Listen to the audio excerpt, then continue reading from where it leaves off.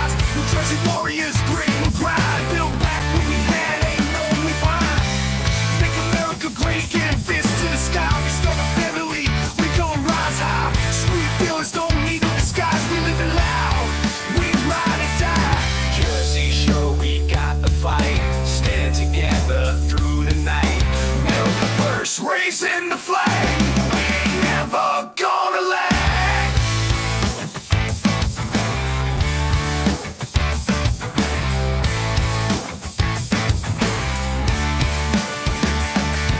Stone cold hearts in the land of the free. Galvanized truth, just you and me. Freedom ain't cheap, gotta hold tight. In Jersey Shore, we'll win gonna lag.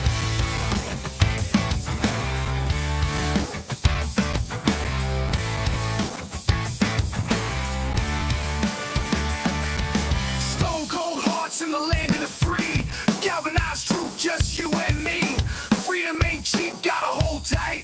In Jersey Shore, we'll win this fight. No more tears, just righteous pride. In the streets, our spirits reside. Unity strong, we walk this line.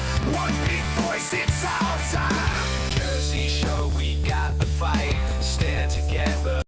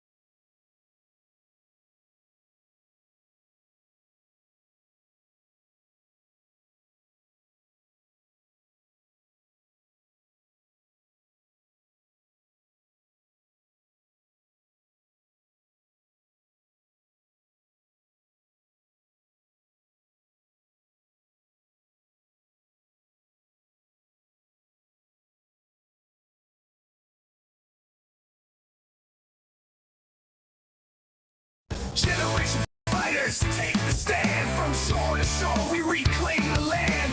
Grit and glory in every strand. In Jersey Shore, we make our stand.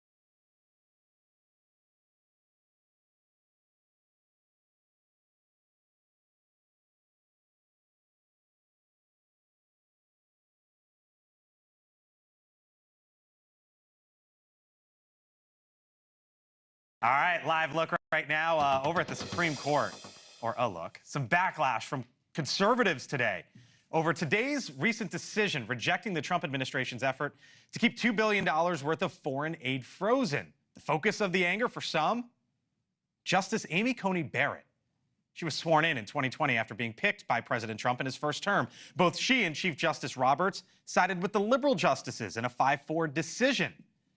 News Nation legal contributor Jesse Weber joins us now. All right, Jesse, I'm going to get to ACB, as she's known, here in a second, and why there's some backlash for her. But what about the decision today? What did the court decide, and how is this a setback for the Trump White House? It's a major setback. They ruled against the government. They ruled against the Trump administration because they refused to lift a lower court judge's order that prohibited the federal government from suspending foreign aid. And we're talking about money that now has to conceivably be paid out, $2 billion in reimbursements for work that had already been done. And the Supreme Court instructed the lower court, who issued this order, they now have to give guidance to the federal government about how exactly and when exactly they're going to pay out this money. So it's a big loss to the Trump administration.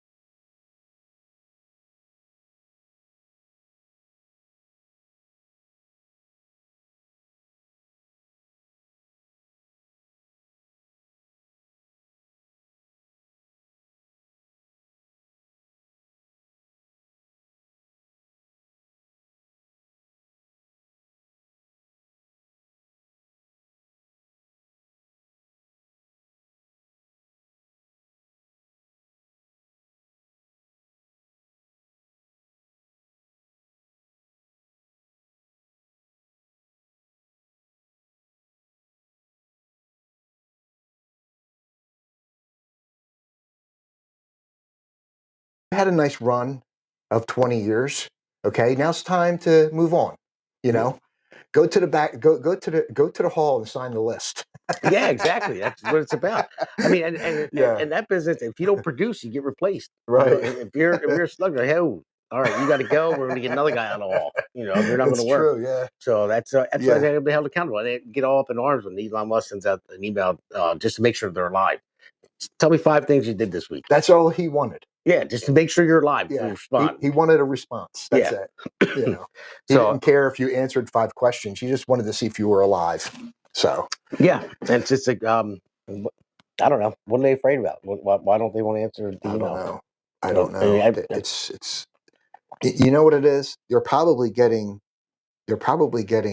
coached by like a supervisor or something to say, hold off, don't answer the questions yet. I got to find out if this is legitimate. You know what I mean? Something like that's happening probably. You know? Yeah, I'm sure. I'm sure there. I mean, because it sent a shockwave. I mean, you think about it, they've been getting away with it for years. And Biden signed a deal with those unions saying you don't have to come back to work for the next 5 years. Like, why? COVID's over. Got empty buildings. Right. And so I mean, Trump overturned it, and there was telling you got to come back to work, or you just got to tell us what you're doing. Right. And now they're like, oh my god, I got to be accountable. Like, Exactly. I got to get out of my pajamas and maybe do something. Yeah. And you know how it is. Can you imagine waking up at 4:30 in the morning and saying, "Yeah, what's going on today? Yeah, okay. Yeah, I'm not going to be able to make it, but I'm going to get paid for a full day." Can you imagine doing that? I could imagine it to be a fairy tale, but yeah. Instead of putting on your Carhartts and When it's 4 degrees outside, yeah, definitely. Wake up in the morning and it's like, oh God, it's 105 today, and I got to go out there and work outside all day. I'm like, man, I just wish. Sorry, I have no sympathy. I really don't. No, I don't either. I mean, no, because we try to get a hold of a government agency for something. Say go to motor vehicles or get a hold of somebody, you had to ask a question. You can't get through. There's like nobody there to answer. Like you have so many government employees. Like, how come somebody can't answer the phone? And then if you find a wait on hold, oh man, I haven't collected unemployment in a long time, but I remember waiting on hold for unemployment for like an hour and a half. Yeah. And then finally, the music would stop, and someone would think someone would answer, and would go, boom, boom, boom. And you'd be like, oh my god, I just sat for an hour and a half, and then you can't call back because you're trying to call like first thing in the morning since they open, because then you're not going to get through. It's just I know exactly what you're talking about. it's the That's worst. why I'm laughing. Yeah, it was horrible. Yeah, it was so bad. I was like, I told Tina, I was like, well, it looks like we're not going to get paid this week. Yeah, and I can't get through. Exactly. It was so bad because when you couldn't go to an office anymore. I remember when I was a kid, first time I collected unemployment, you actually went to the office, you waited in line. Yes, it was forever, but still, you got to talk to somebody. Right. But sitting on the phone for an hour and a half, and then it's like you just want to kill something, whatever's in front of you. You want to punch a hole in your wall. You're like, an hour and a half. Oh God, yeah. So it's the worst. Yeah, it was crazy. It's just that nobody's held accountable anymore. That's the thing. There's no meritocracy anymore. But we're getting it back now. I mean, we're trying to push it hard. But everything should be based on merit. That's why the DEI is getting out of here and all that stuff. And Trump just killed it. And I think this election, pretty much killed identity politics. But the left are still holding on pretty tight. They keep down. Trying. Yeah, they're trying. They're trying to say that there was no mandate. The Dems are saying there was no mandate. He only lost by a couple percentage points, or she only lost by a couple percentage points. And I was like, wait a minute, time out. It's like 80-something% of all the counties in the United States swung right. Yeah, swung right. So how is that not a mandate? Yeah, I don't understand it. Now they're making up excuses. I don't get it. I did a show. This was back right after the election. I forget the town, the county in Texas, heavily Hispanic. I was like 90% Hispanic.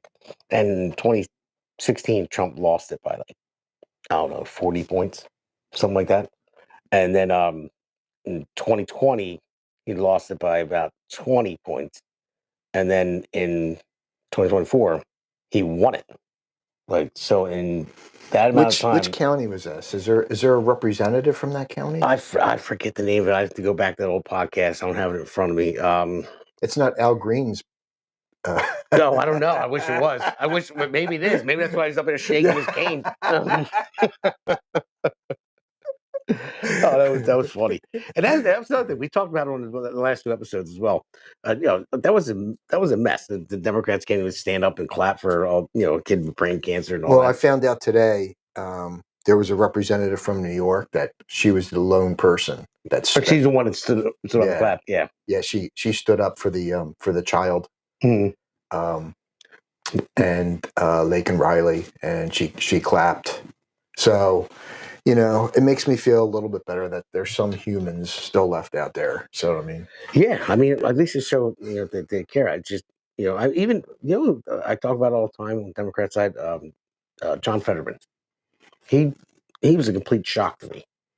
yeah, he's somewhat normal, but he still backs, Yeah. some of the extreme liberal ideas, though. He does, No. but he still will talk common sense sometimes. And I Yes. didn't think he was ever going to talk common sense. I'm like, this guy, I didn't think he was ever going to talk it, period.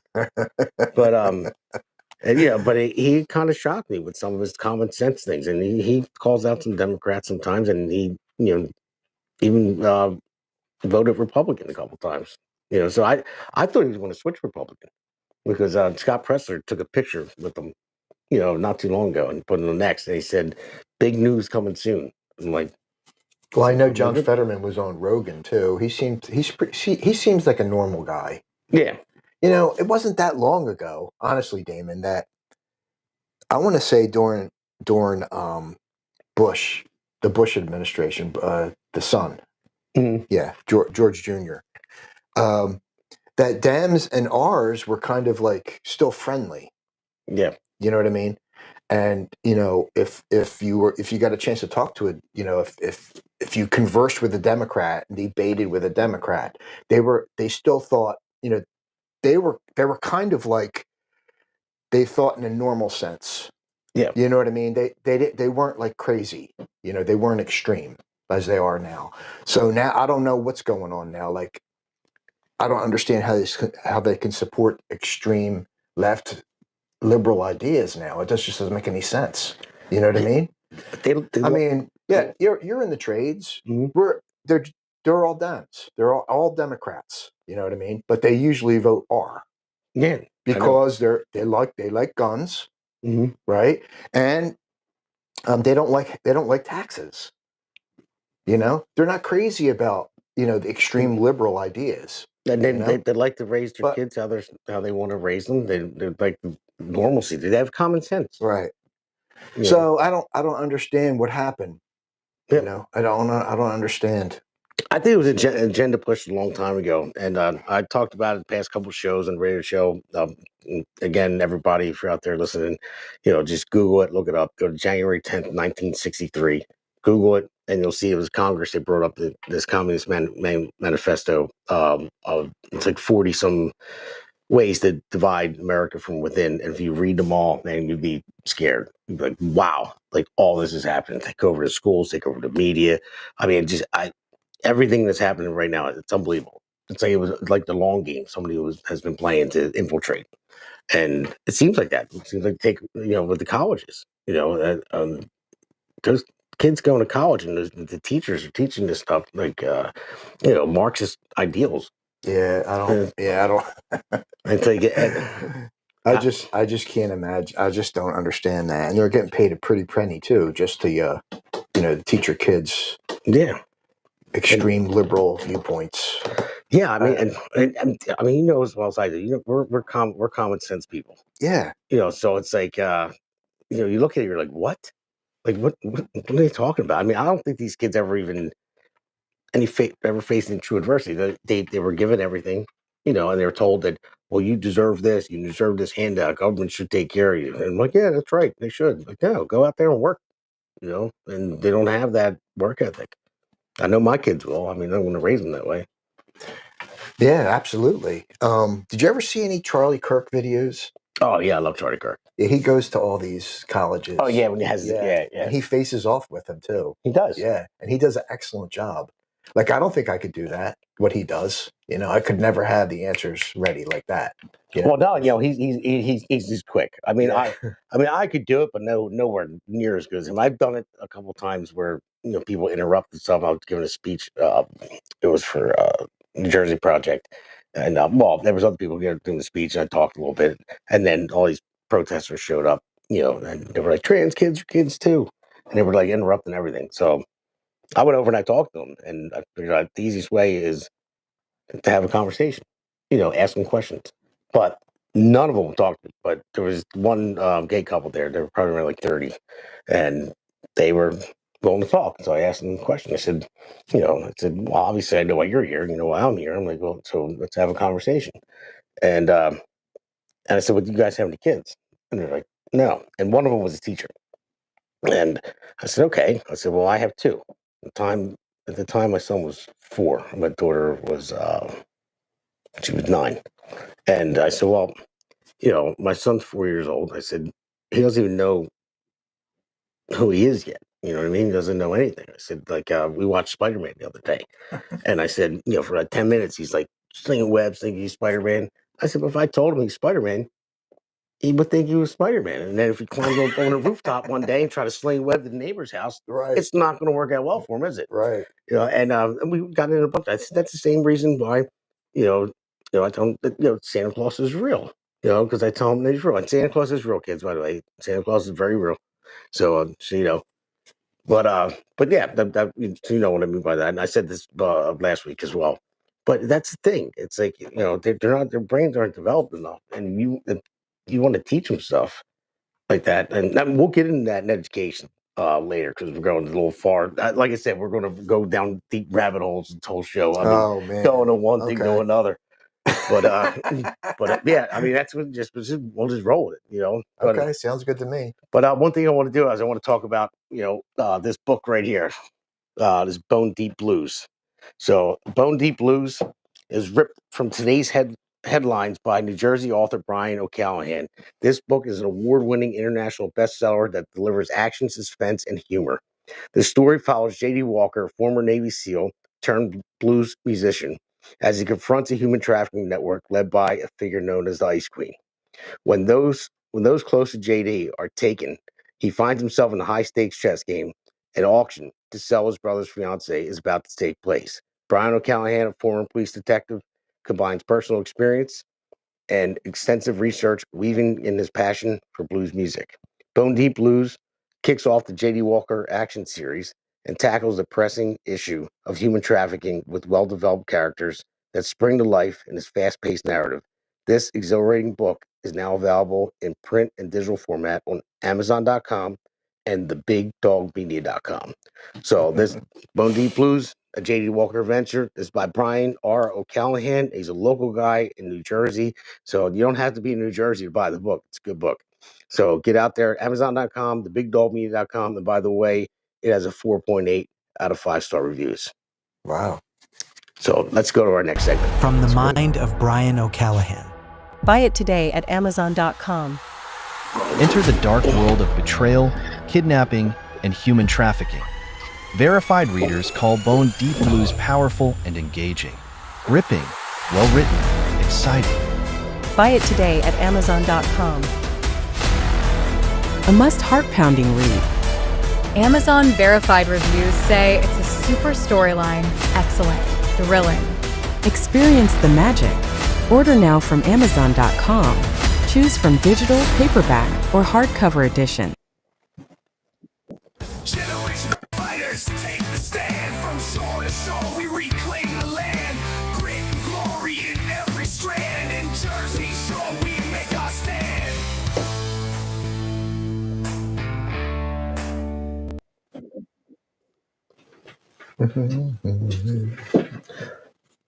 So Nick, before we get started in this segment, this one's on education. So let's roll S2V1.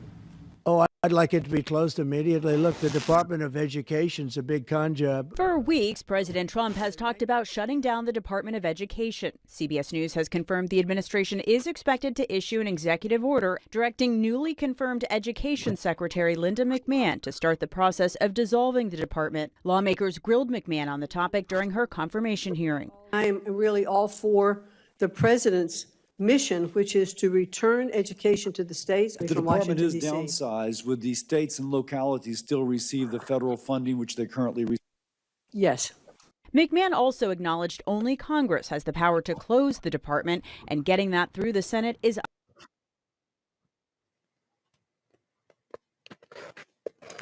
So what do you think about that? What do you think about dismantling the Department of Education, having it like in the state's hands, but still receive federal funding, you know, but having the states and run it instead of it like a federal? I think that's a great idea. Okay. Yeah. I don't know, man. To me, it'll get rid of some of these big fat bureaucrats who are collecting a big paycheck. Yeah. For doing nothing. Exactly. So I'm all for it. Bring it back to the states. I mean, did the federal Department of Education make our standards any better? What do we rank? National, you know, in the world. Yeah, like I said, this is we spend the most money per child in the world and don't place in the top 30 worldwide in testing, math, reading, and science. Well, we spend the most per child. Yeah, we should just let the states handle that.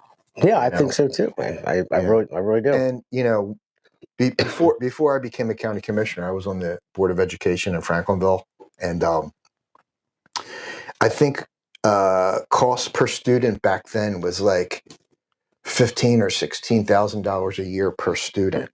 You know, and during COVID, I sent my son for his kindergarten year. We put him in Egerton, and Egerton was like 7 or 8. So it was a private Christian school that was half the price of public school. You know, so I couldn't afford it because you know you're still paying for you're still paying public school into the public school system, and you know you have to pay that extra money for the private. So that's a really good point. I mean, you think about it, because you're paying your taxes anyway. You're paying for the public school, and then when you realize I'm sending $7 or $8 grand, if you didn't have to pay those taxes, I mean, how much money would it save? A ton. And you know, I was excited too because the Supreme Court, I think it was in 22 or 21, they had ruled that if you want to, I think based on a religious, how do I say this? Based on a religious school, I guess, you know, you can't discriminate if you want to send your child to a religious school. Right. Instead of sending them to the public school system, they have to get the money that was paid for the child.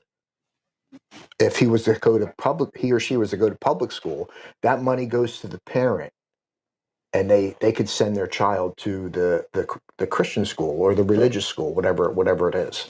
But there was a stipulation in it because I was excited because I couldn't wait to, you know, try to challenge some kind of court about this because that would be great, you know. But it has to be, the stipulation is it has to be the only school in that district. If there's only like one school and like let's say it's a Christian school, then you can actually get the money that was supposed to be allotted for that child via public school and given to the parent so they could pay for the religious school, whatever it may be, you know, Christian or, you know.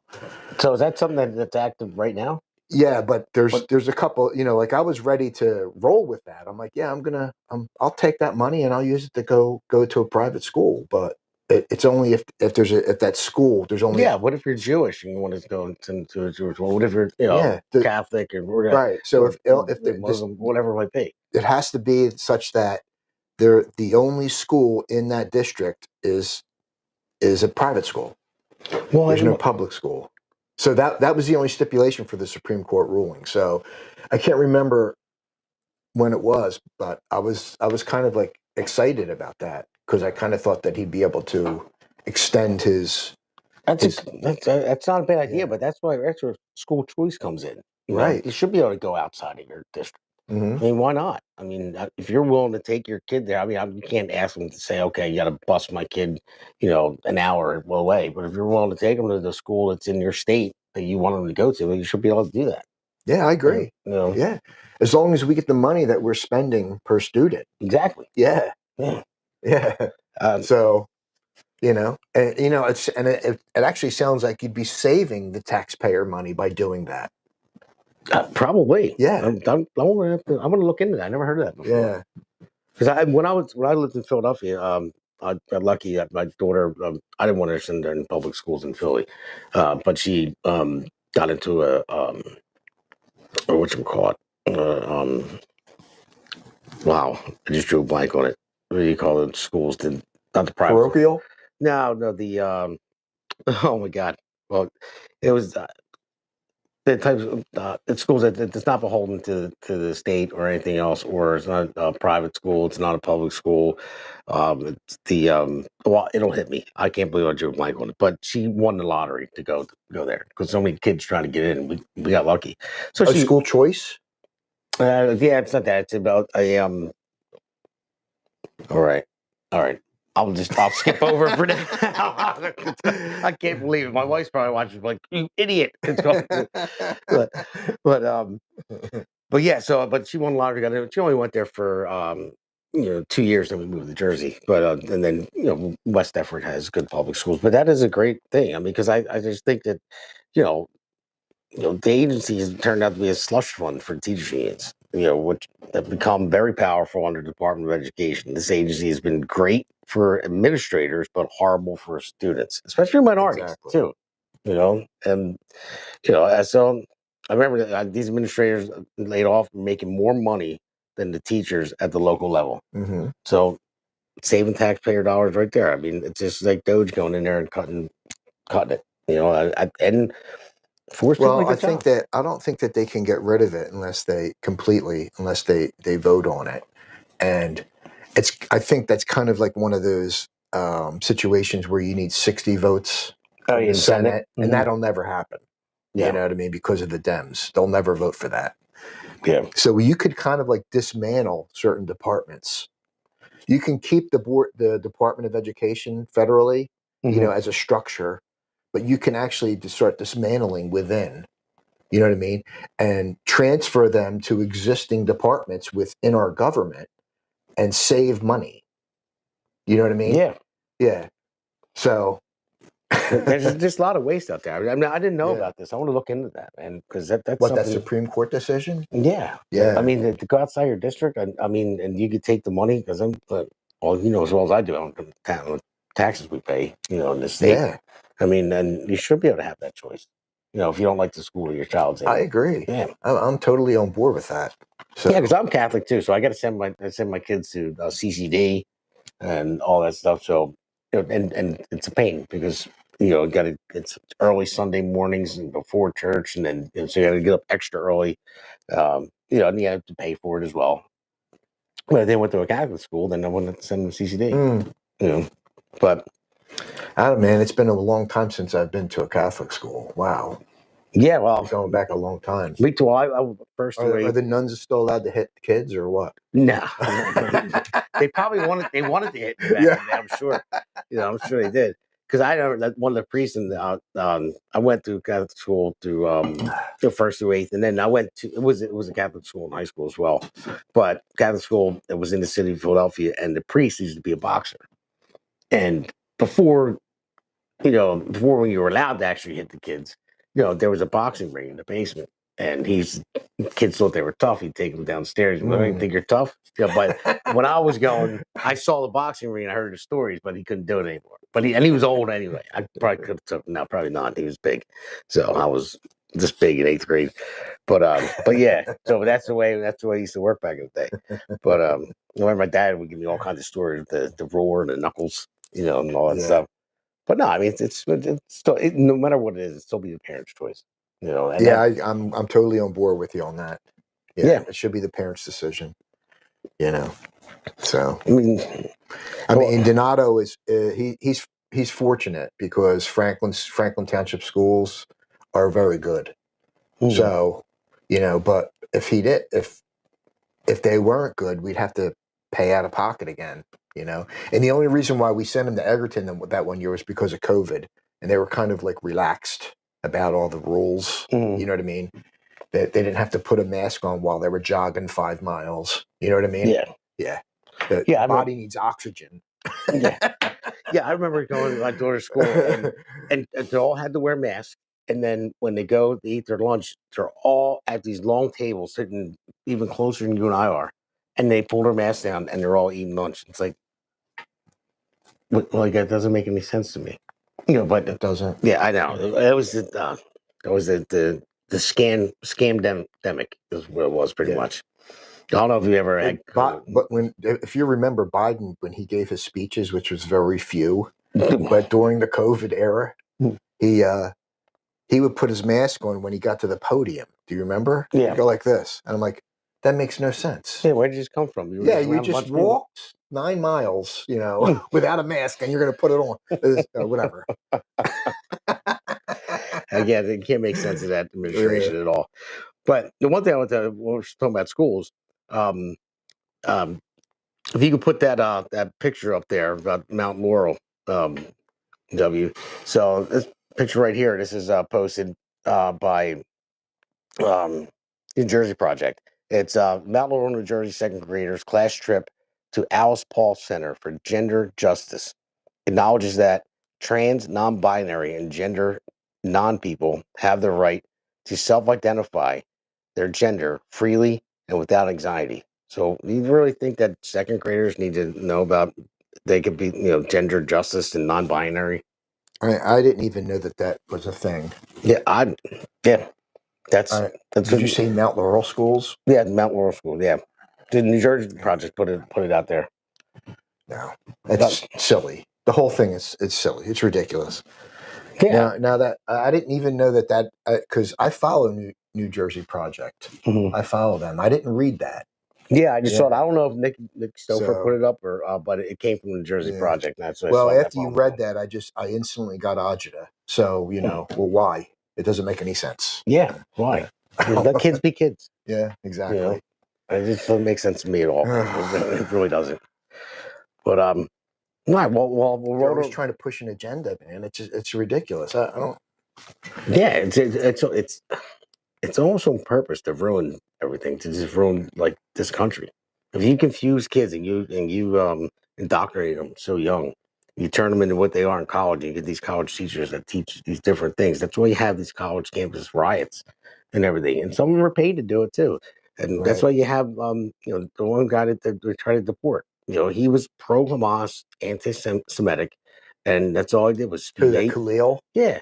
Yeah. And it's like he's on the green card. Like if you come and he hated this country. So if you come to our country on a green card and you hate the United States and you spew hate about it, you're anti-Semitic. I don't understand.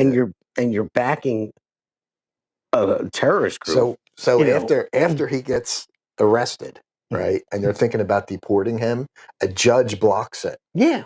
Okay, wait a minute. So now the ACLU decides to step in and say that that Trump is infringing on his First Amendment rights.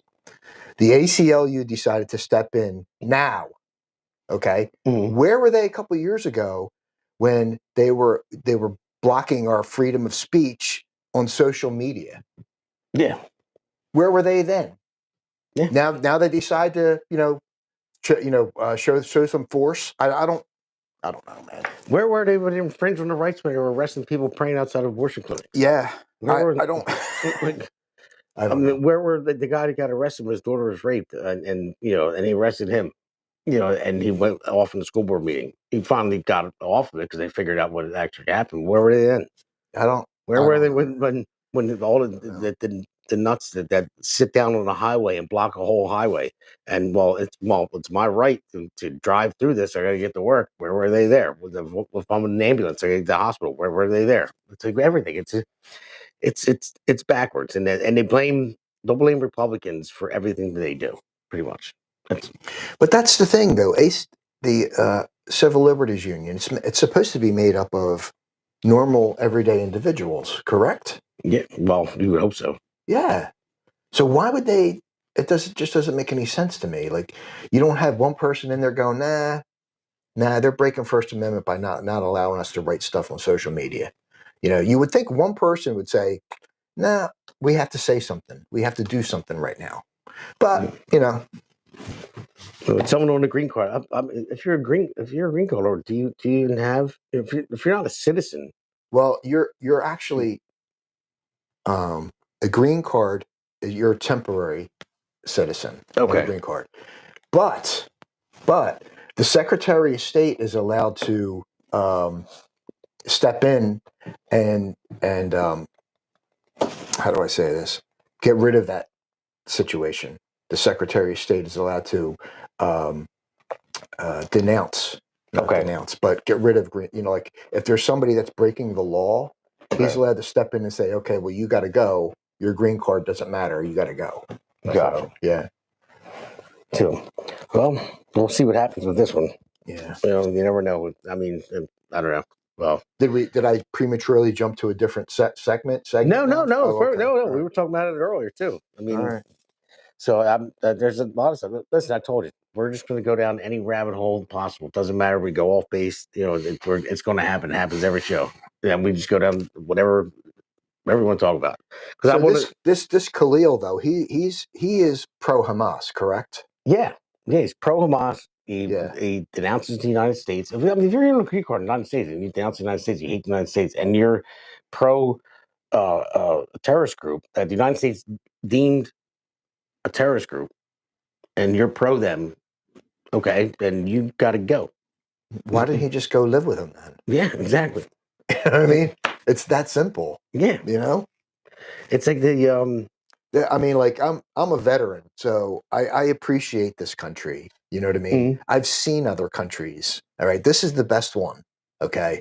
Yeah. And just the mere fact that somebody would be bashing it like that, it just doesn't sit right with me. So, you know.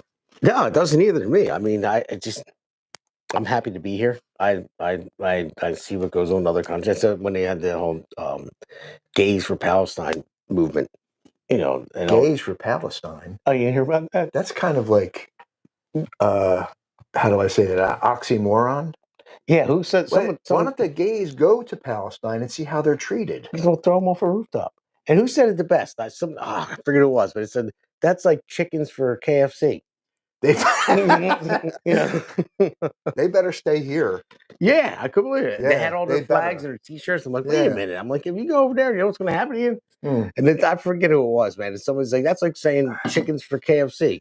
You know, that's crazy. But it just hit me. Charter school. My daughter. I don't know why. It just popped in my head. Okay. That's what it was. I don't know why it popped in. But we're going to go. We'll go to our third segment. Talk about the government shutdown, and then I want to get into talk about your race, the gubernatorial race, and stuff like that. You know, you were just reelected. But let's just hit our third segment. Okay. America's Pulse Network. The mainstream media is bought and paid for. The truth is twisted to fit their agenda. But America is waking up because podcasts are the future for trusted media. Welcome to the... All right, so our third segment is on... Oh, sorry, I messed that one up. Who is that? Is that Kid Rock? No, that's a song that was made up as actually AI. So that's in our third segment right now. Generation fighters take the stand from shore to shore. We reclaim the land, grit and glory in every strand. In Jersey Shore, we make our stand.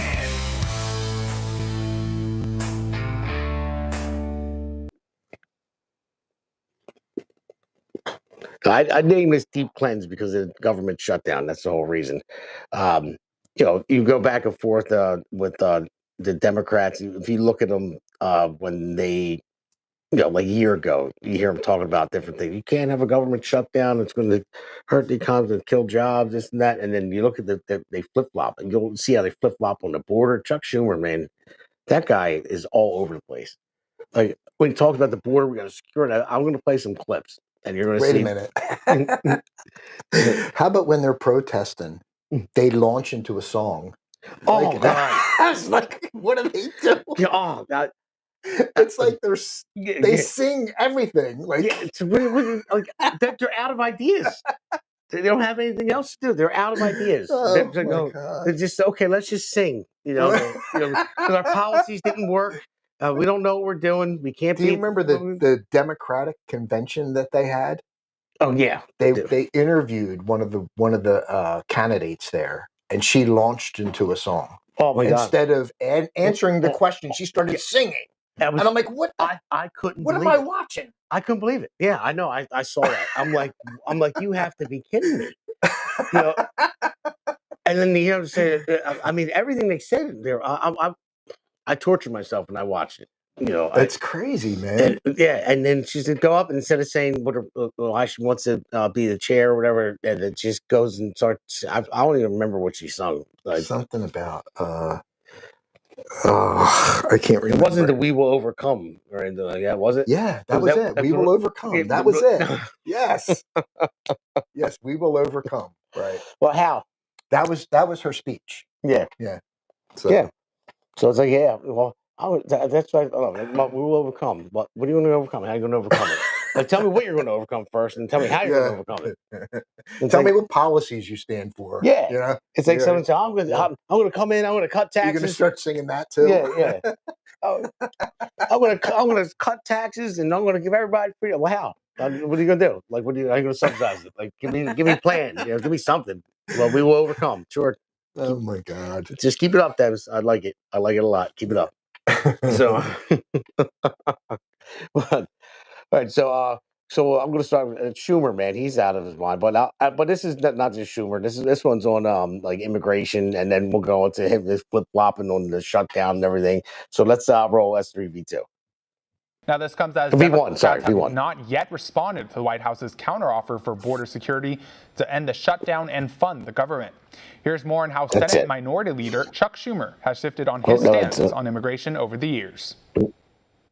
I have never supported a border wall, and I challenge anyone on the hard right to find a time when I or any expert has supported a wall like what the president has proposed. We must create a system that converts the current flow of primarily low-skilled illegal immigrants into the United States into a more manageable and controlled flow of legal immigrants who can be absorbed by our economy. For decades, the United States was operated and has operated a very low-skilled immigration system.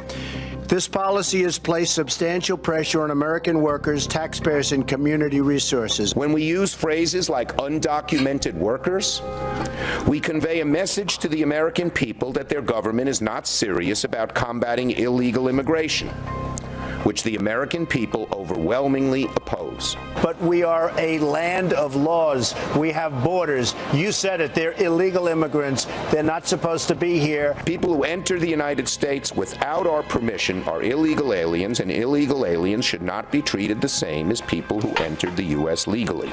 This legislation demonstrates our compassion for struggling American families who deserve an immigration system that puts their needs first and that puts America first. I say to you that the American people will never accept immigration reform unless they truly believe that their government is committed to ending future illegal immigration. And any successful, comprehensive immigration reform bill must recognize this fact. I believe that real and positive immigration reform is possible as long as we focus on the following goals: to improve jobs and wages for Americans, to strengthen our nation's security, and to restore respect for our laws.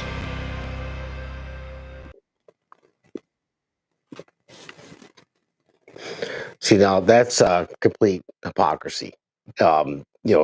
just going over and over. That one was on immigration. You'll see the rest of them too, like all that, how they flip flop on everything else. But that's Schumer saying, "Oh, we can't. We have to secure our borders," and then I just can't take them.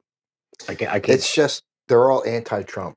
That's pretty much it. Yeah, it's like whatever Trump says, they can say all. They can say they stand for something, and then Trump comes in like, "Yeah, I want to do this. I'm same cause and build a wall, stop illegal immigration." Then they're like, "Oh no, gotta open the border stuff. What are you talking about?" I mean, yeah, I don't understand that. I just don't understand them. But I think we have the majority in the Senate and the House, so we could just start passing our laws that make sense. And when people figure out they work, then it'll be a different story in 4 years. The Democrats today won't have any leg to stand on. If they're going to continually argue over silly things. So, no, you're right about that. I mean, before, thank God Trump won, because I have a funny feeling that they were going to push for illegal immigrants voting in elections. Oh, absolutely, they were. Yeah. As a matter of fact, I think it's in New York. There's some municipalities that they allowed illegal aliens to vote for a local election. Yes. And they were just like, "Oh, it's just a local election. It's no big deal." I'm like, "What? Yeah. What?"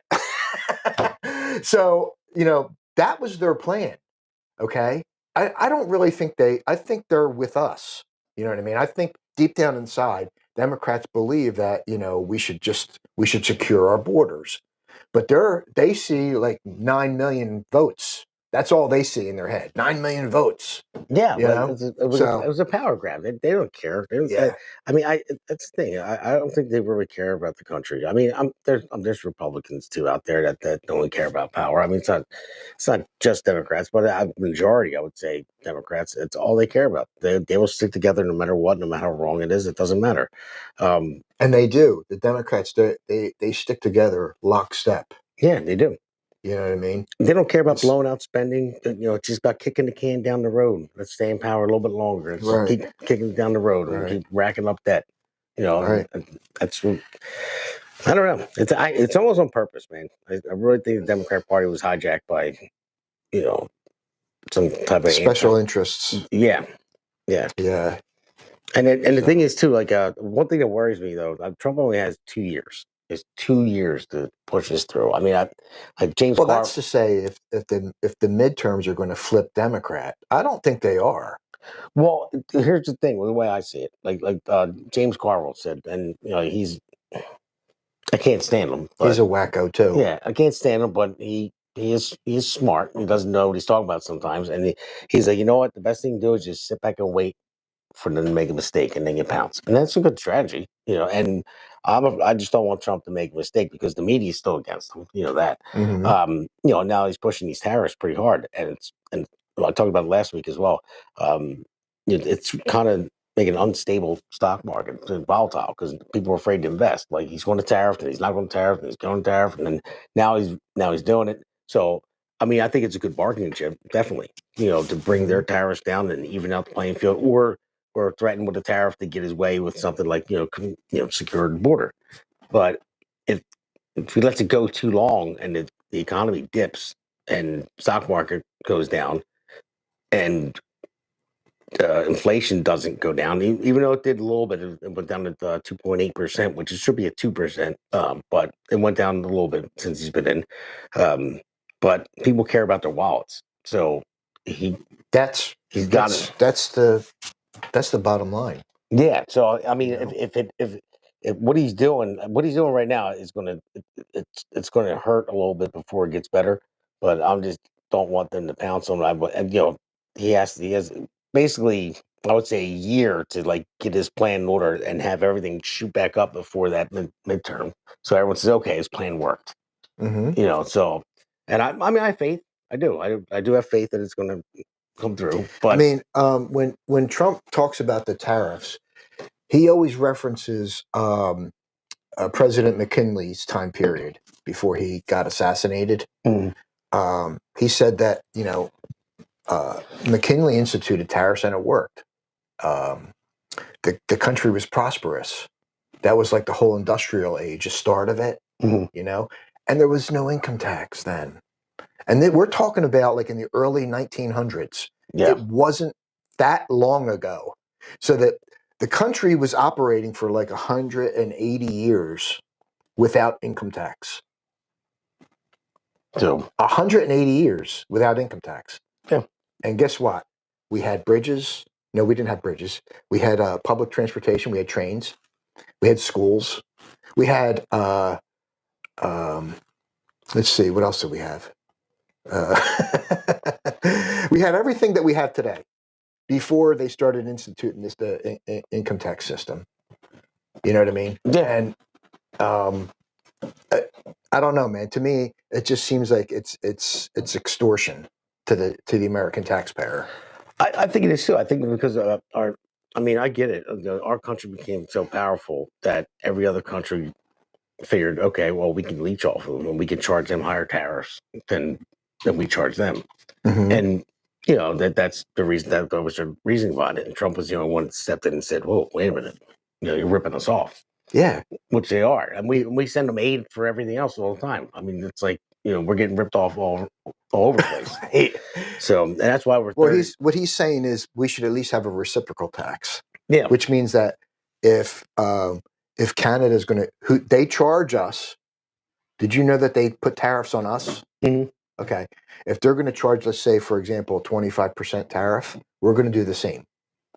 Okay. We're not just going to say, okay, well, you know what? You know, we'll give you 10. No, reciprocal tax.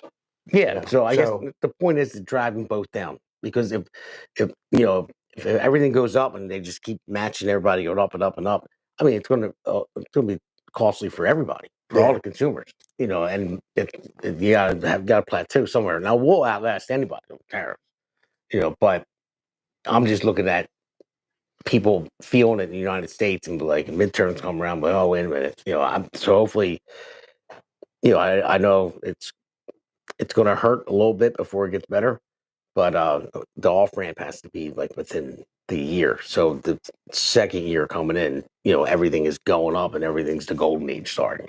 You know, 'cause I know he's, you know, you got to get dirty first, you know, and that's what he's doing. But I mean, that's why I'm concerned. That's why I want to let everybody know I have faith. I have faith that Trump is doing the right thing. I think he has a plan. And just so you know out there, I really believe it's going to hurt. Shuts down, it will be average Americans who suffer most. And then, we got a complaint. So it's going to hurt a little bit before it gets better. I always say that, you know, the night is darkest before the dawn. So let's roll the next clip. Let's do S3V2. If the government shuts down, it will be average Americans who suffer most. Republicans do not have the votes in the Senate to invoke cloture on the House CR. A shutdown is very serious. In my opinion, if we're shut down, you can't be fired. And what does that mean? It does mean that people will not be paid, but it does mean that they will get their back pay. There are real consequences when the government shuts down. It harms our national security. It harms our economy. I am a no. I will not support what they're calling a continuing resolution, but it's not. It actually is a surrendering of the powers of Congress. And in the Democrat senators meeting, Senator Ricketts, apparently Kirsten Gillibrand, it seemed to be her, was shouting behind closed doors. Now, it could have been Schiff. Schiff, when he's shouting, could sound like a lady. But just real quick response before we go. Well, obviously, I was not in that Democrat meeting. I didn't get invited. But again, you're just pointing out the hypocrisy of the Schumer shutdown. He had 11 of our 12 appropriations bills come out of committee last year. He did not bring a single one up to vote. In fact, over the last 4 years of the Biden administration, Schumer brought up exactly 3 of the potential 48 bills that would have been out there to be able to do it. So he had the opportunity to be able to get this budget passed. He ignored it. He wanted to write it. And now that Republicans are in charge, all of a sudden he's got second thoughts about this. It's just galling that he would actually even ask for a 30-day suspension when it was all in his authority last year to do it. Just terrible.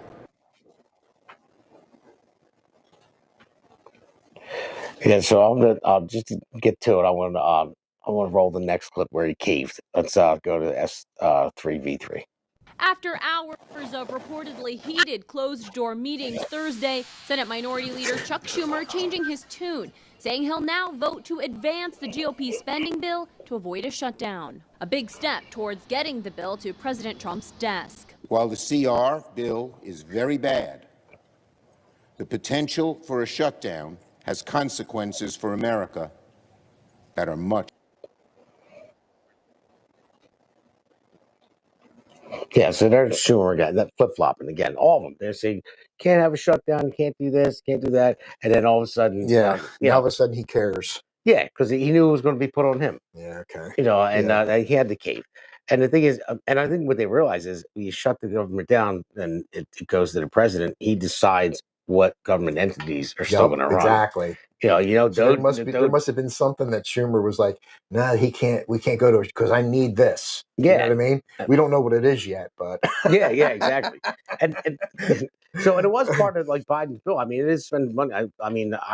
There's stuff in there that I didn't like, but it was just to keep the government running so we can keep the agenda flowing from the Trump administration. But yeah, if they would shut it down, Trump would have said, okay, I'm going to shut this down, this down, this down. Doge, keep going. You know, and they're scared as hell as Doge. They really are. Yeah. I'm watching everything they're uncovering. I mean, you look at Donald Norcross. I've never seen him. And Donnie, I hope you're listening, Fredo.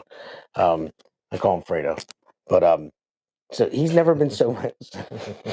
I do all the time. He probably hates me. I'm probably gonna get knocked off one day. But he's never been so like outspoken and mouthy. Like he always flew under the radar. Ever since he's been in, like George was like, always the face, and Fredo like, didn't say anything. Like he's almost like he was told not to say anything. But now he's out there and he's saying, F Trump, and that was at a rally, wasn't it? Yeah. They're all saying he said it loudly too. F Trump. I'm from New Jersey, so I talk. F Trump. And so now, and he's out there all the time. He's complaining about it. He's complaining about Doge, and he never like it was painstaking, but I watched almost every congressional hearing. I listened to it on the way to work, I listened to it on lunch, on the way home, whatever, but I get through all of them. He never says a word. Most of the time, he's not even there to put in a vote. He just flies under the radar, rapes Camden Drive of his tax dollars. Something's up. I'm going to tell you that right now because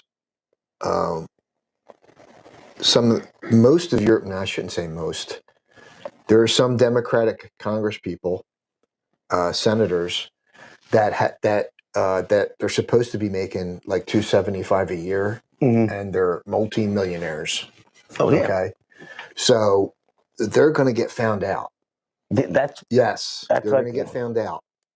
And just to clarify, when Clinton and Gore took office, the first thing they did was they wanted to make a more efficient government, so they started cutting waste. Okay, 2 Democrats cut waste.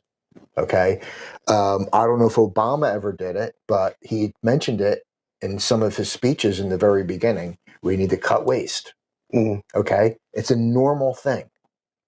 Now all of a sudden, when Trump is in office and he wants to do it, he's going to start exposing people, and they know it. Exactly. They know it. They said they wanted to cut waste back then. We got to cut waste. Because it's a good talking point for people to vote for you. Oh, he's going to cut waste. They didn't cut waste. They got rich off of it. And that's the thing. Now Trump's in. He's, he's not, a career politician, and he's going to come in. He's a businessman. He's like, you know what? Go in there and find out where all this money's going. But when they could say they wanted to cut waste until they're blue in the face, but they didn't want to cut waste. Well, they cut waste where maybe it wasn't benefiting them. Right. But now a lot of people are getting exposed. And I think that's why a lot of them are coming out and they're being, so it's like a whole thing. It's like even Schumer, when he was talking earlier, he was, he called them bastards. So I don't want those bastards talking about Republicans. So I mean those people. So they're all like cursing like it's a cool thing now. Yeah. Like, we're going to get bleeped out on. I'm like, shut up. Like you're not cool. And if Republicans slip up and curse, they want a lawsuit. Yeah, I know. So and they're all cursing. okay. They're trying to seem like they're tough and they're cool. It's like, no, you're not. You're I don't understand how you can't live off of $275 a year. I can tell you I can. I know. I could. Yeah, that's crazy. So yeah. So it's disgusting too. It's like it's about power, more money. You know, it's I don't know, man. So well, you're an elected official. You're the Gloucester County Commissioner. So you just got reelected November. Congratulations on that, by the way. Thank you. I was a little worried because I seen them attacking the heck out of you. You know, the other side. Yeah, they decided to lie as usual, and attack us on abortion, supposedly abortion social media posts that we had, and it was a complete lie. Like all these attack ads are lies.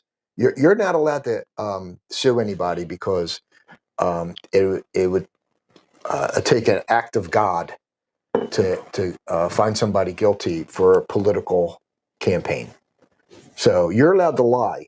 Did you know that about your opponent and put it on literature? Well, they could take something that was on there and just pull a small fragment out of it, but not say the rest. Is that what you're talking about? Yeah, And you just take it completely out of context. Yeah, exactly. Yeah. You know, without doing that and just make it. Right. He said this. Well, hold on, I didn't finish my sentence. Yeah. You know. So, yeah, they tried to get us on a non-county issue, which was abortion. Okay, and I don't really understand their, the process that they went through to try to attack us. America's Pulse Network. The mainstream media is. I think it's going on there. Oh, technical difficulty. Sorry, guys. All right. They put our heads on on doctors' bodies. Oh, yeah, I saw that. I saw that. I mean, I had to laugh at it because it was stupid. Yeah, it was really stupid. I wonder who came up with that. You know, like that person, like whoever campaign manager that was. Like, all right, you're fired. Step into office, you're fired.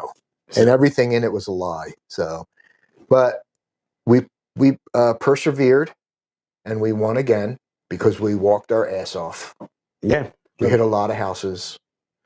We hit a lot of independents, and I do have to say, the independents, or unaffiliated, I should say, they are.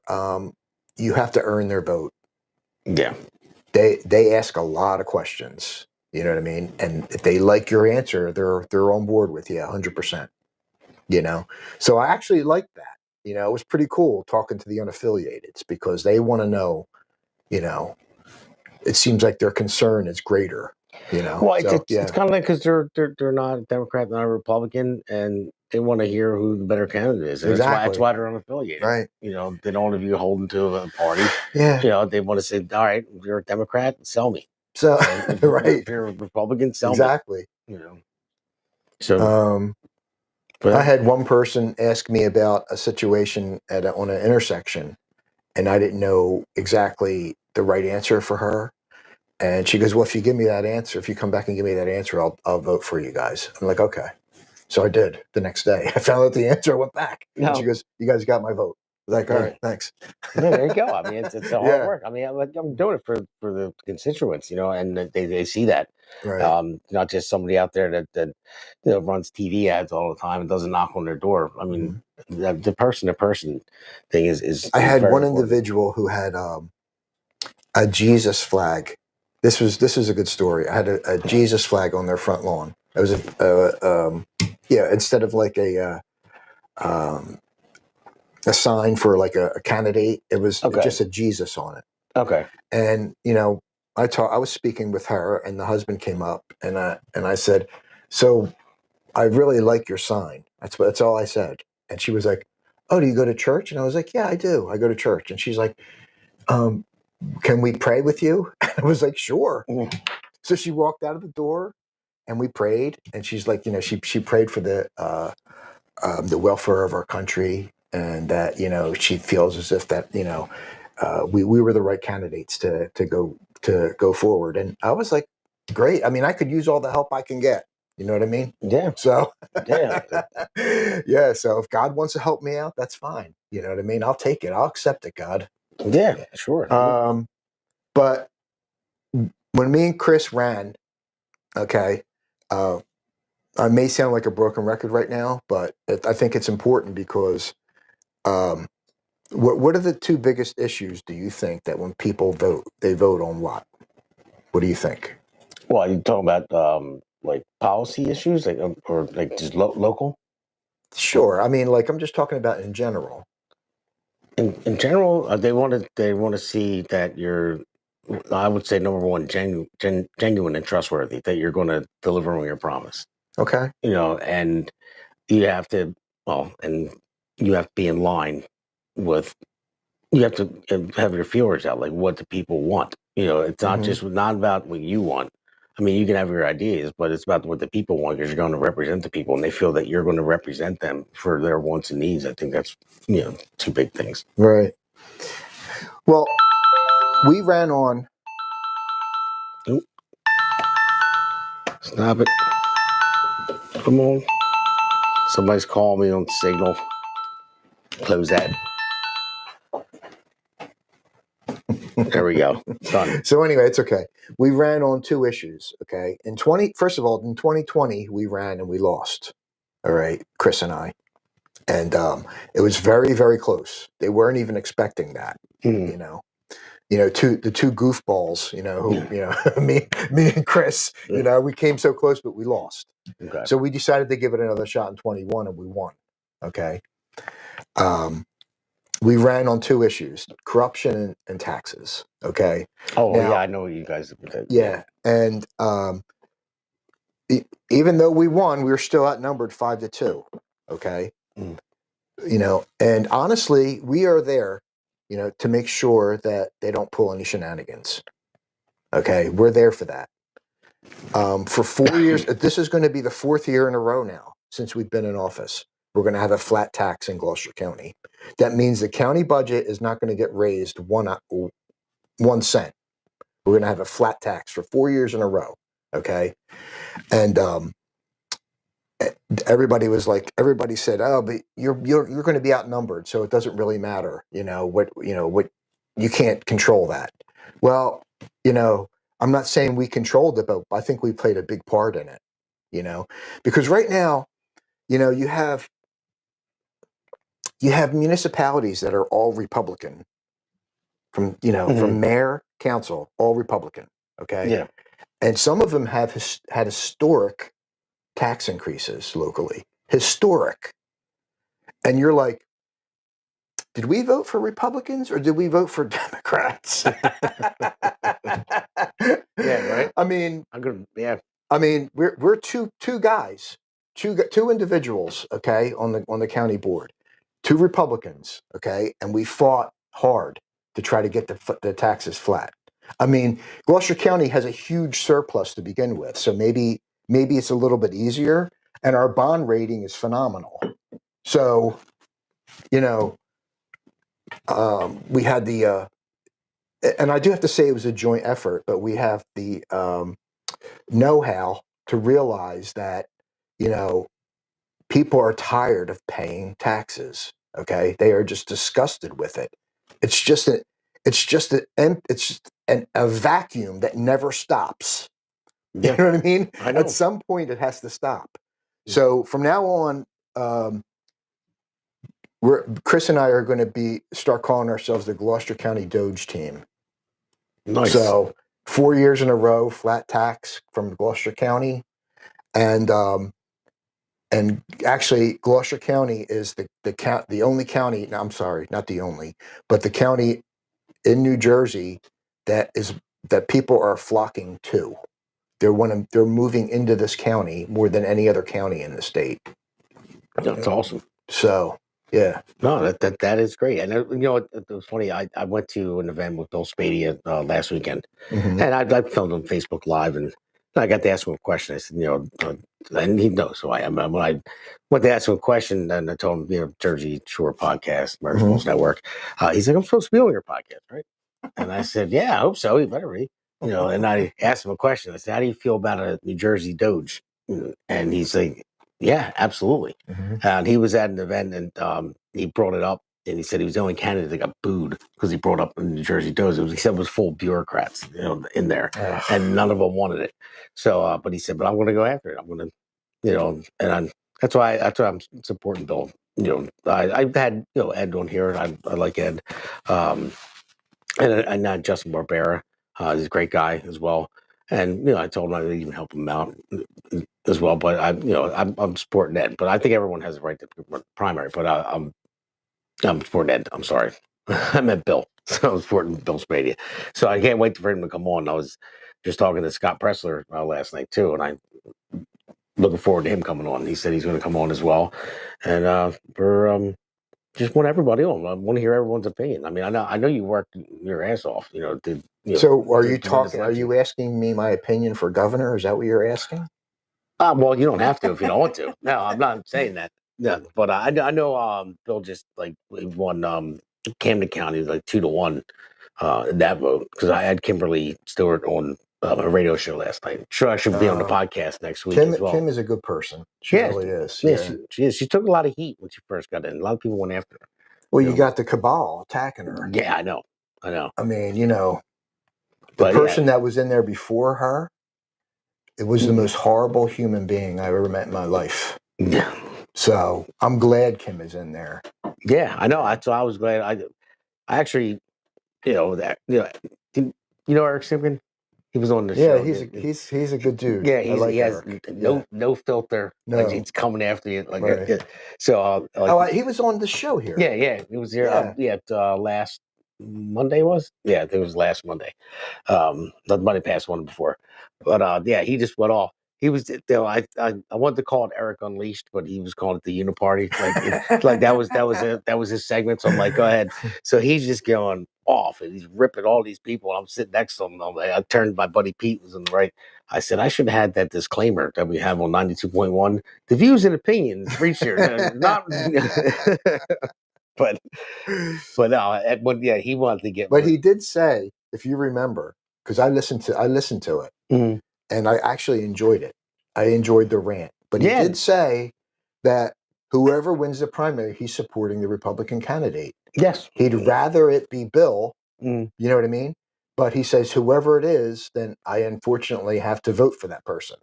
You know what I mean? So that's actually the way you're supposed to be. Exactly. Yes. I mean, I asked him that before the show, and that's why he went into that. Because when I ran before, I told the other candidates, I said, if you win the primary, I'm going to get behind you 100%. Yeah. And that's the way it's supposed to be. Mm-hmm. And he's supposed to run. I mean, I would say as a Republican, you should run a clean campaign. Now, you can make your little jabs on saying, well, my policy is better than yours because I'm going to do this, and then you failed at this, But when you go into just trashing each other like that debate that was on the conservative debate, it was a mess. I mean, it was embarrassing. It barely got any policy. I think that honestly, this is just a personal opinion that Bill held his composure throughout that debate. Oh, he did. He did. Yeah, he definitely did. I think just I never saw that side of Jack. He was he wouldn't even give him a chance to speak. He was just, attacking, constantly and complaining. And I was like, I've never seen that side of him. So. Yeah, I know. Me either. Yeah. So and Jack was supposed to come on the show too. He said he would, but I probably came out and said I'm going to support Bill. I doubt he's going to, but you're still welcome, Jack. You can come and try to sway me. Come and try to sway my listeners. Why you're the best candidate, you're still more than welcome. Everybody is, but yeah, man. Well, honestly, I don't. How do I say this? In 21, I was a big Jack supporter. In 21, we all were. Me and Chris walked our rear end off for ourselves and Jack. Okay, and he won Gloucester County in 21. Okay. We were, he was actually kind of like a friend, you know. But you remember when I ran for Senate, don't you, in 23? Yeah. And I was primaried? Yeah. Well, Jack's people attacked me ruthlessly. Oh, really? Oh, yeah. Way worse than the Democrats have. Ruthless. It was constant commercials in intermissions on the Phillies games.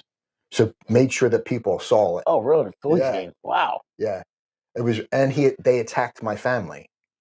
Yeah, that's awful. So, how am I supposed to feel about that, Jack? Honestly, you could have stepped in and stopped it, but you chose not to. Yeah, you're right about that. I mean, Yes.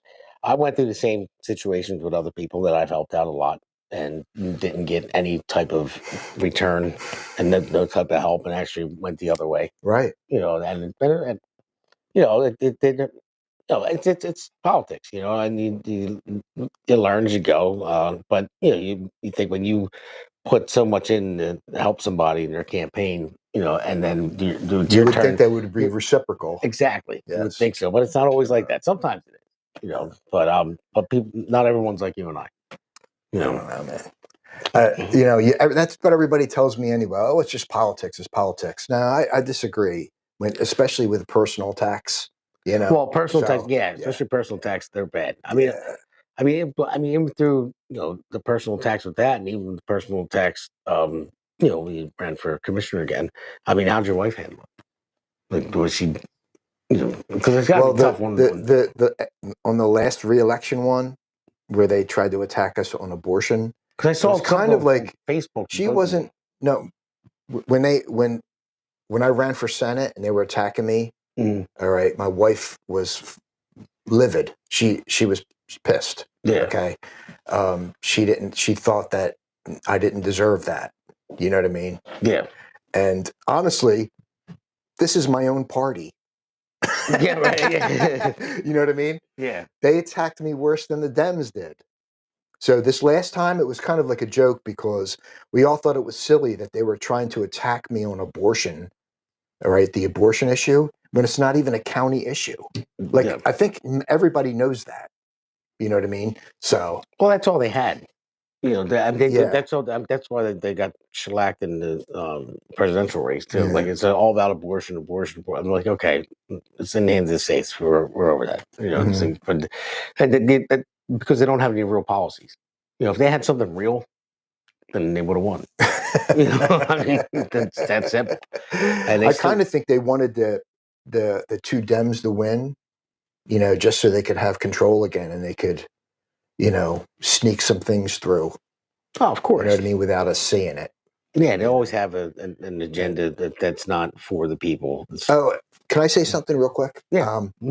There was a couple years ago where we found out that there was a whole canine Ember situation. If you remember that, the dog that died in the car of the fire marshal. Yeah, that's right. Yeah. Well, I just want to tell everybody that situation has not ended. It's still in the hands of the Attorney General, and we're still waiting on a decision. So it's still an active issue. So don't give up hope because we may still get a good outcome. So that's all I have to say. All right. Well, so we have this next segment, it's a real short one where we just wrap things up, and we have the JSP Award, it was the Jersey Shore Patriot Award, and then also the Loser of the Week Award, and then we wrap it up after that. So let's roll the next segment. America's Pulse Network. The mainstream media is bought and paid for. The truth is twisted to fit their agenda. But America is waking up because podcasts are the future for trusted media. Welcome to the America's Pulse Network. It is a network built by patriots that upholds the Constitution.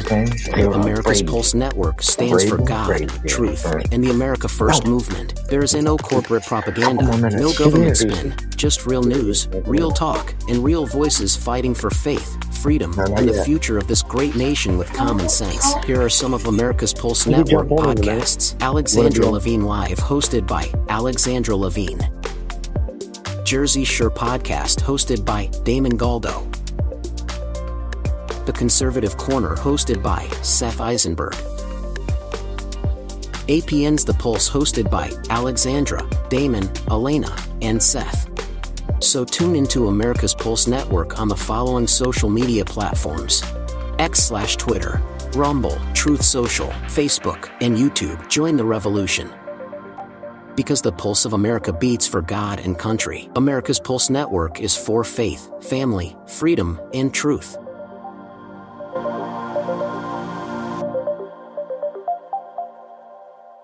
Generation fighters take the stand from shore to shore. We reclaim the land. Grit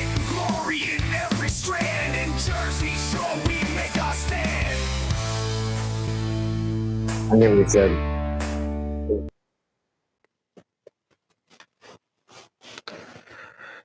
So we got a little stowaway here. Say hi. Hi. All right, go ahead. So that's the son. What's your son's name? Donato. Donato. Donato, yeah. Thanks, buddy. So we're gonna give out the JSP Award and the Jersey Shore Patriot Award, and I mean I would give it to you, but I'm gonna say ladies first, maybe next week. But I had Kimberly Stewart on the show last night on the radio show, and from what I heard, what she went through in the convention with some people, and she had to stand strong for it. So I'm going to give it to Kimberly Stewart, the Camden County Chair. You were going to give it to me? I was thinking about it. I was tossing it up in my mind. Nice of you. I was Thank tossing you, it brother. up, because we had a nice win back in November. You fought your butt off, and so maybe I'll give you the runner-up for tonight. Well, if I lost to Kim, then I'm in good company. So that's good.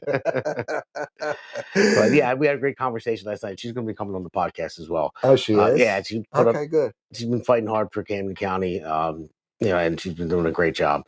So Kim gets the JSP Award. So I'm going to go to the Loser of the Week Award and Chuck Schumer. I'm going to get Chuck Schumer because he's horrible. He is. Yeah. It's the first time I've given it to him, and I'm surprised. We won't bend. Oh God, that was so embarrassing. It's like it was so out of tune. It was just like out of nowhere, and it's like, what are you doing? He's horrible. I know. I mean, do you think he watched that afterwards and saw himself? It's embarrassing. And said, really "Man, is. I should have never did that." You know, I mean, like, oh God, it's just. And then he never ceases to amaze me. I mean, most of them don't anyway. But yeah, so Chuck Schumer, you are the loser of the week.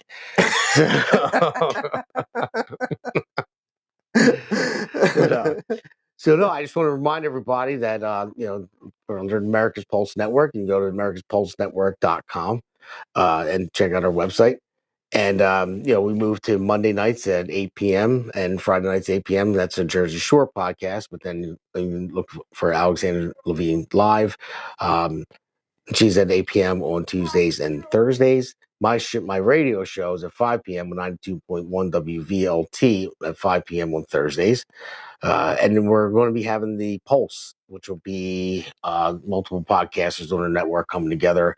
And that will be Wednesdays at 8 p.m. Wow. So we're getting pretty busy. Sounds awesome. Yeah. And we have the press passes for White House now. So we have Alexandra be down there representing the America's Pulse Network, APN.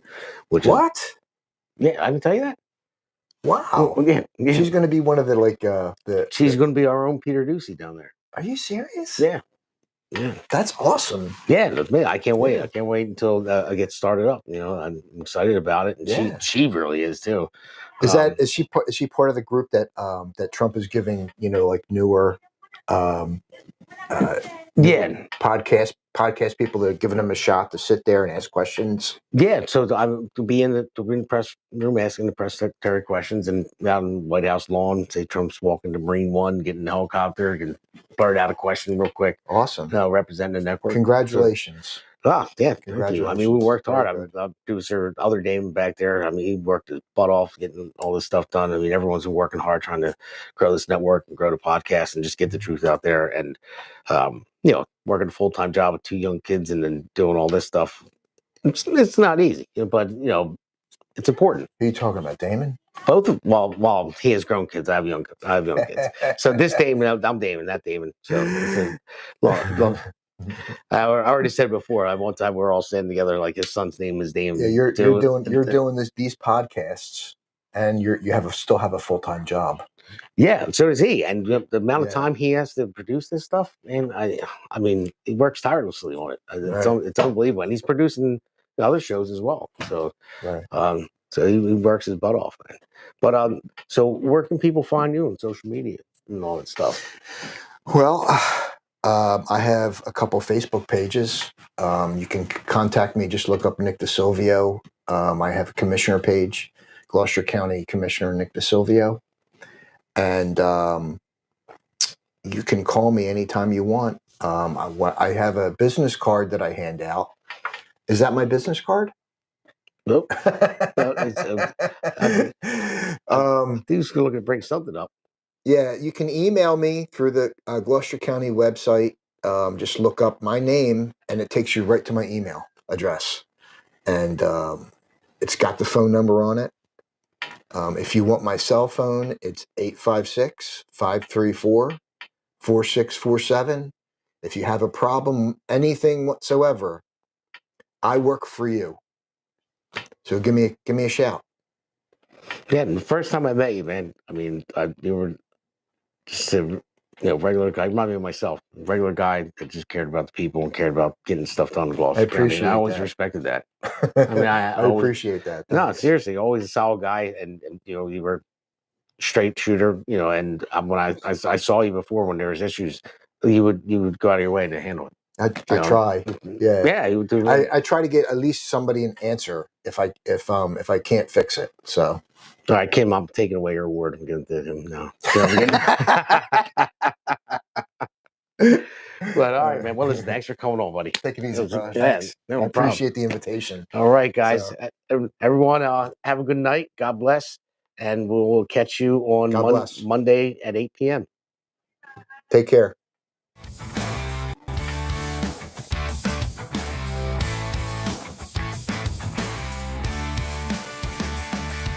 Stone cold hearts in the land of the free. Galvanized truth, just you and me. Freedom ain't cheap, gotta hold tight. In Jersey, sure we'll win this fight.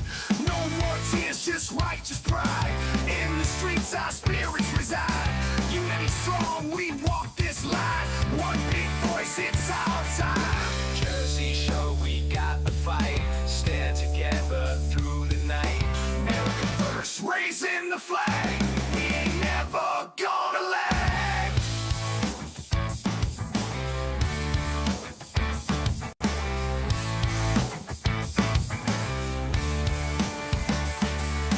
No more tears, just righteous pride. In the streets, our spirits reside. Unity strong, we walk this line. One big voice, it's our time.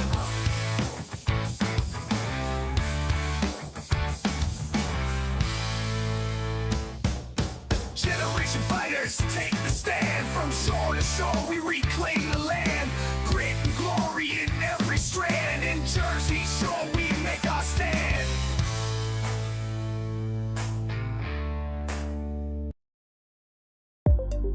America's Pulse Network. The mainstream media is bought and paid for. The truth is twisted to fit their agenda. But America is waking up because podcasts are the future for trusted media. Welcome to the America's Pulse Network. It is a network built by patriots that upholds the Constitution. The America's Pulse Network stands for God, truth, and the America First movement. There is no corporate propaganda, no government spin, just real news, real talk, and real voices fighting for faith, freedom, and the future of this great nation with common sense. Here are some of America's Pulse Network podcasts. Alexandra Levine Live, hosted by Alexandra Levine. Jersey Shore Podcast, hosted by Damon Galdo. The Conservative Corner, hosted by Seth Eisenberg. APN's The Pulse, hosted by Alexandra, Damon, Elena, and Seth. So tune into America's Pulse Network on the following social media platforms: X/Twitter, Rumble, Truth Social, Facebook, and YouTube. Join the revolution. Because the pulse of America beats for God and country. America's Pulse Network is for faith, family, freedom, and truth.